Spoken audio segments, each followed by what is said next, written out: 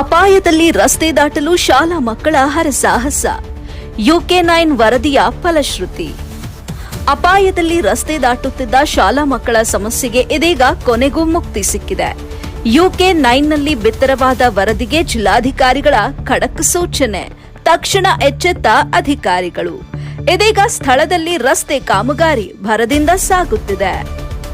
ಹಳ್ಳದಲ್ಲಿ ನೀರು ತುಂಬಿ ರಸ್ತೆ ಸಂಚಾರಕ್ಕೆ ತೀವ್ರ ತೊಂದರೆಯಾಗಿತ್ತು. ಶಾಲಾ ಮಕ್ಕಳು ಹಾಗೂ ರೈತರು ಪ್ರತಿನಿತ್ಯ ಜೀವ ಕೈಯಲ್ಲಿ ಹಿಡಿದು ನಡು ನೀರಿನಲ್ಲೇ ರಸ್ತೆ ದಾಟುವ ಪರಿಸ್ಥಿತಿ ನಿರ್ಮಾಣವಾಗಿತ್ತು. ಈ ಕುರಿತು UK9ನಲ್ಲಿ ವರದಿ ಬಿತ್ತರಿಸಿ ಅಧಿಕಾರಿಗಳ ಗಮನ ಸೆಳೆಯಲಾಗಿತ್ತು. ವರದಿ ಬಿತ್ತರವಾದ ಬೆನ್ನಲ್ಲೇ ಜಿಲ್ಲಾಧಿಕಾರಿ ಮೊಹಮ್ಮದ್ ರೋಷನ್ ಅವರು ಸಮಸ್ಯೆಯನ್ನ ಗಂಭೀರವಾಗಿ ಪರಿಗಣಿಸಿ ಸಂಬಂಧಿಸಿದ ಅಧಿಕಾರಿಗಳಿಗೆ ತಕ್ಷಣ ಕ್ರಮ ಕೈಗೊಳ್ಳುವಂತೆ ಖಡಕ್ ಸೂಚನೆ ನೀಡಿದರು. ಜಿಲ್ಲಾಧಿಕಾರಿಗಳ ಸೂಚನೆ ಮೇರೆಗೆ ಇದೀಗ ಅಧಿಕಾರಿಗಳು ಸ್ಥಳಕ್ಕೆ ಧಾವಿಸಿ ಕಾಮಗಾರಿಯನ್ನ ಆರಂಭಿಸಿದ್ದಾರೆ. ಹಳ್ಳದಲ್ಲಿ ಪೈಪ್ಗಳನ್ನು ಅಳವಡಿಸಿ ನೀರು ಸರಾಗವಾಗಿ ಹರಿದು ಹೋಗುವಂತೆ ಮಾಡುವ ಕಾಮಗಾರಿ ಭರದಿಂದ ಸಾಗುತ್ತಿದೆ. ಇದರಿಂದ ಪ್ರತಿನಿತ್ಯ ಅಪಾಯದ ನಡುವೆ ರಸ್ತೆ ದಾಟುತ್ತಿದ್ದ ಶಾಲಾ ಮಕ್ಕಳು ಹಾಗೂ ರೈತರಿಗೆ ದೊಡ್ಡ ಪ್ರಮಾಣದ ನೆಮ್ಮದಿ ಸಿಕ್ಕಂತಾಗಿದೆ.